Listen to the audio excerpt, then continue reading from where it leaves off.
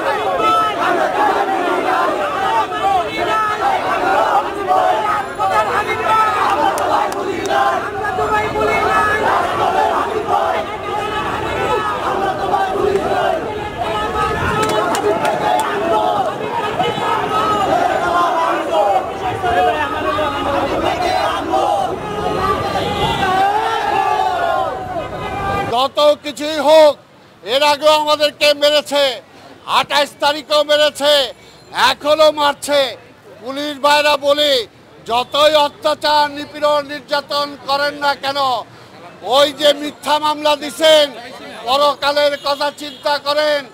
এই কালে না হয় হাসিনার থেকে কিছু পাইলেন, পরকালে কিন্তু আল্লাহর তরফ থেকে কিছুই পাবেন না। হাবিবুর রশিদ হাবিব আইনের প্রতি শ্রদ্ধা জ্ঞাপন করে সে আদালতে আত্মসমর্পণ করেছিল যে এই সমস্ত মিথ্যা ভুয়া মামলায় তাকে জামিন দেওয়া হবে। কিন্তু আমরা দেখতে পেলাম এই সমস্ত মিথ্যা মামলাগুলোতে তাকে জামিন না দিয়ে কারাগারে প্রেরণ করা হয়েছে। আমরা তাকে মুক্তি না দেওয়ায় আজকের এই সমাবেশ থেকে আমরা এর তীব্র প্রতিবাদ জ্ঞাপন করছি, নিন্দা জ্ঞাপন করছি। প্রিয় বন্ধুরা, আমরা বলতে চাই, এই খুনি শেখ হাসিনা ফ্যাসিস্ট সরকারের কারাগারে হাবিবুর রশিদ হাবিবদেরকে আটকিয়ে রাখা যাবে না। প্রিয় বন্ধুরা, এই হাবিবুর রশিদ হাবিব একদিনে সৃষ্টি হয়নি। মাঠ পর্যায় থেকে রাজনীতি করে সে জাতীয়তাবাদী ছাত্রদল সহ বিএনপির অনেক বড় বড় পদে সে রাজনীতি করে এই জনগণের নেতৃত্ব দিয়েছে। প্রিয় বন্ধুরা, আমরা বলতে চাই, অনতি বিলম্বে হাবিবুর রশিদ হাবিবকে মুক্তি দিতে হবে এবং হাবিবুর রশিদ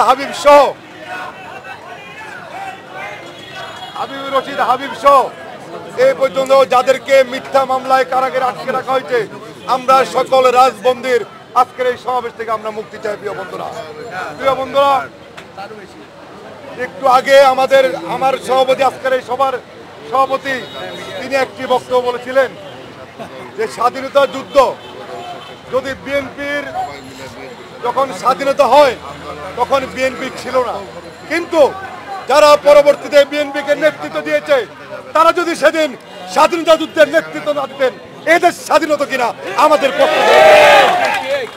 আমাদের প্রিয় নেতা, বাংলাদেশের রাখাল রাজা, বহুদলীয় গণতন্ত্রের প্রবক্তা শহীদ রাষ্ট্রপতি জিয়া রহমান সেদিন নিজের জীবন বাজি রেখে স্বাধীনতা যুদ্ধের ঘোষণা দিয়েছিল বলেই আজকে আমরা এই দেশ স্বাধীন হয়েছে, আমরা লাল সবুজের পতাকা পেয়েছি।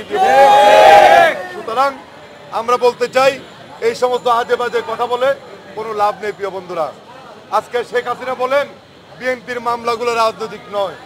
আমরা বলতে চাই, যে সমস্ত নেতা কর্মীদেরকে মামলায় গ্রেফতার করেছেন তাদেরকে রাজনৈতিক মামলা ছাড়া তাদের বিরুদ্ধে কোনো থানায় কোনো জিডিও নাই। প্রিয় বন্ধুরা, সুতরাং যাদেরকে গ্রেফতার করেছেন অন্যায়ভাবে মিথ্যে মামলা দিয়ে আপনার সেই অবৈধ শাসনকে পোক্ত করার জন্য আজকে দেশে দুঃশাসন পরিচালিত করতে। প্রিয় বন্ধুরা, আমরা বলতে চাই, অচিরেই এদেশের মানুষ গণতন্ত্র ভোগ করবে। প্রিয় বন্ধুরা, স্বাধীনতা হবে,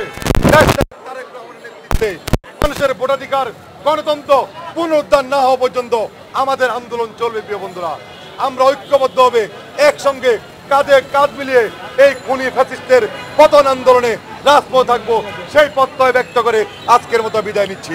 খোদা হাফেজ। বাংলাদেশ জিন্দাবাদ।